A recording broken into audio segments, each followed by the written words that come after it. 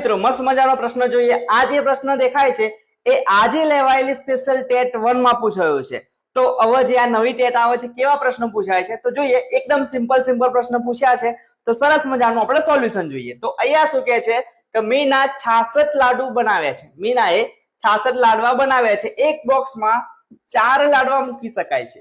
બધા બોક્સ આખા ભરાઈ જાય તે માટે તેનીએ કેટલા વધારે લાડુ બનાવવા પડશે। એકદમ સિમ્પલ પ્રશ્ન છે। જો આને ટોટલ કેટલા લાડવા બનાવ્યા છે ભાઈ 66 અને દરેક બોક્સમાં 4 લાડવા આવી શકે છે। તો આપણે આનો 4 વડે ભાગાકાર કરી દઈએ। તો 4 એકા 4, 6 માંથી 4 જાય તો 2 વધ્યા, 6 નીચે ઉતર્યા તો 26 ના 6 ચોક 24 તો 2।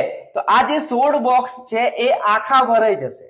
કેટલા 16 બોક્સ આખા ભરાઈ જાય છે અને અહીંયા શેષ 2 વધી એટલે ભાઈ 2 લાડવા વધ્યા।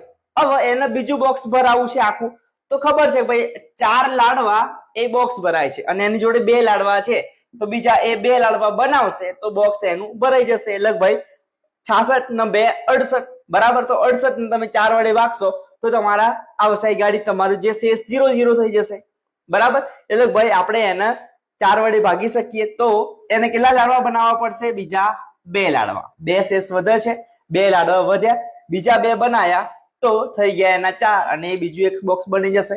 લગભગ 17 બોક્સ એના થઈ જશે। તો સરસ આવા સહેલા પ્રશ્ન પૂછ્યા છે તો સરસ મજાનું ગણિત શીખવા મને એટલે ભાઈ હેમાંગ માછીને ફોલો કરો। Thank you.